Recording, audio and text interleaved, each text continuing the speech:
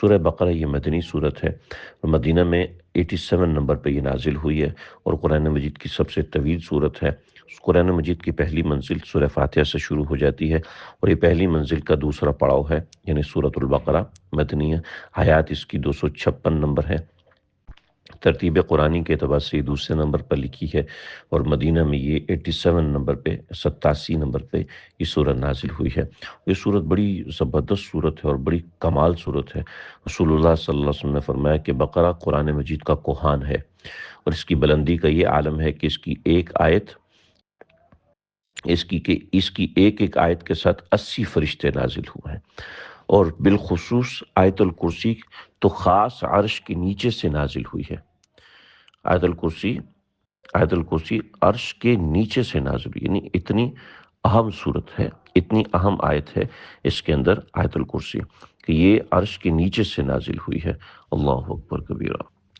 مسند احمد میں روایت ہے، صحیح نبی علیہ الصلوۃ والسلام نے فرمایا کہ اپنے گھروں کو قبر نہ بناؤ۔ صحیح مسلم میں بھی ہے، ترمذی میں بھی ہے، نسائی کے اندر بھی ہے۔ آپ صلی اللہ علیہ وسلم نے فرمایا اپنے گھروں کو قبر نہ بناؤ، جس گھر میں سورہ بقرہ پڑھی جاتی ہے وہاں پر شیطان داخل نہیں ہو سکتا۔ امام ترمذی نے اس حدیث کو حسن بتایا ہے۔ اور ایک اور حدیث میں آتا ہے کہ جس گھر کے اندر سورہ بقرہ پڑھی جائے وہاں سے شیطان بھاگ جاتا ہے۔ ایک اور حدیث میں آتا ہے نبی علیہ الصلوۃ والسلام نے فرمایا کہ جس گھر میں سورہ بقرہ پڑھی جاتی ہے شیطان اس گھر سے بھاگ جاتا ہے۔ پھر آپ صلی اللہ علیہ وسلم نے فرمایا کہ ہر چیز کی اونچائی ہوتی ہے اور قرآن کی اونچائی سورہ بقرہ ہے۔ ہر چیز کا ایک ماحصل ہوتا ہے، قرآن کا ماحصل مفصل صورتیں ہیں۔ مفصل صورتیں سورہ بقرہ اور اس کے بعد کی 5 صورتیں، یہ مفصل صورتیں ہیں۔ حضرت ابن مسعود رضی اللہ عنہ فرماتے ہیں کہ جو شخص سورہ بقرہ کی پہلی 4 آیتیں، آیت الکرسی اور آیت الکرسی کے بعد 2 آیتیں، ان آیات کو پڑھے گا اور پھر اس کے بعد سب سے آخر کی 3 آیتیں، یعنی یہ 10 آیتیں رات کے وقت پڑھ لے گا تو اس کے گھر میں شیطان داخل نہیں ہو سکتا، یعنی اس رات اس کے گھر میں شیطان داخل نہیں ہو سکتا اور اس کے گھر والوں کو اس دن شیطان اور کوئی بری چیز نہیں ستا سکتی۔ پھر ابن مسعود نے یہ بھی فرمایا کہ یہ آیتیں مجنون پر پڑھی جائیں تو اس کا دیوانہ پن دور ہو جاتا ہے۔ اللہ اکبر کبیرہ۔ اتنی اہم ترین صورت ہے، اتنی اہم صورت ہے۔ نبی علیہ الصلوۃ والسلام کی ایک اور روایت ہے، ابن کثیر نے اس کو ذکر کیا، فرمایا کہ جس طرح ہر چیز کی بلندی ہوتی ہے قرآن کی بلندی سورہ بقرہ ہے۔ جو شخص رات کے وقت اس سورت کو اپنے گھر میں پڑھ لے تو 3 راتوں تک شیطان اس کے گھر میں نہیں جا سکتا، اور دن کو اگر پڑھ لے تو 3 دن تک شیطان اس کے گھر میں قدم رکھ ہی نہیں سکتا۔ یہ روایت طبرانی میں بھی ہے، ابن حبان میں بھی ہے، ابن مردودیہ کے اندر بھی ہے۔ ترمذی، نسائی اور ابن ماجہ میں ہے کہ حضور صلی اللہ علیہ وسلم نے ایک چھوٹا سا لشکر ایک جگہ پر بھیجا۔ اس کی سرداری آپ صلی اللہ علیہ وسلم نے اس شخص کو دی جس نے آپ کو بتایا تھا کہ مجھے سورہ بقرہ یاد ہے۔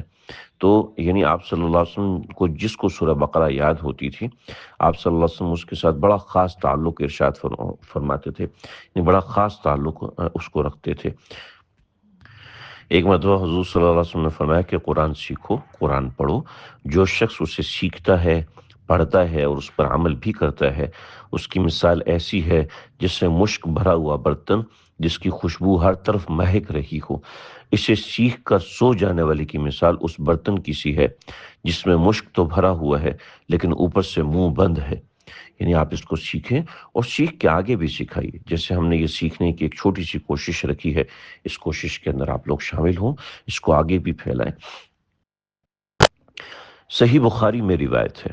اب یہ روایت میں خاص طور پہ صحیح بخاری کے عنوان سے بتا رہا ہوں تاکہ آپ حضرات اس کو سمجھیں کہ یہ کتنی مستند اور معتبر ترین روایت ہے۔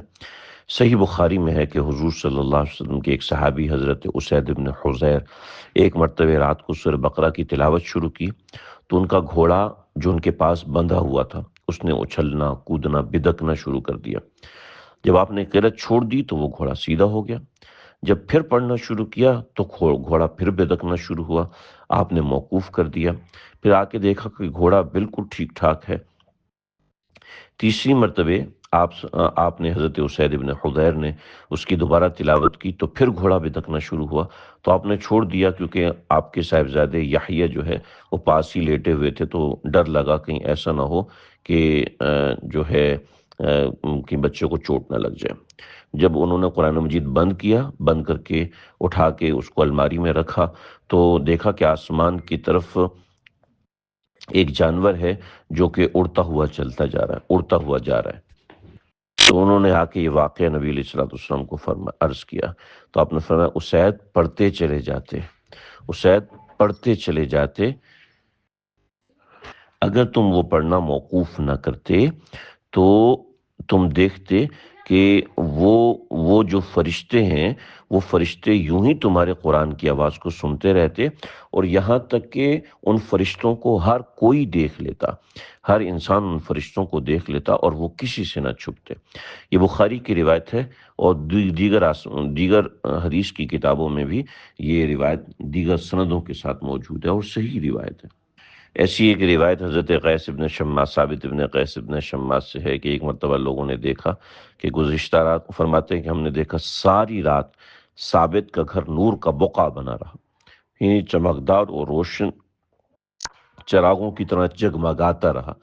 تو آپ صلی اللہ علیہ وسلم نے فرمایا شاید کہ انہوں نے رات میں سورہ بقرہ کی تلاوت کی ہوگی۔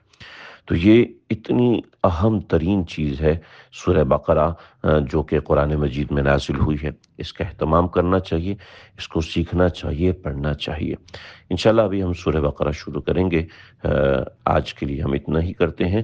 سورہ بقرہ انشاءاللہ ایسے ہی ہم مختصر انداز میں آگے چلیں گے۔ اللہ سمجھنے کی توفیق عطا فرمائے۔ وصلی اللہ تعالی علی خیر خلقہ محمد وآلہ وسلم۔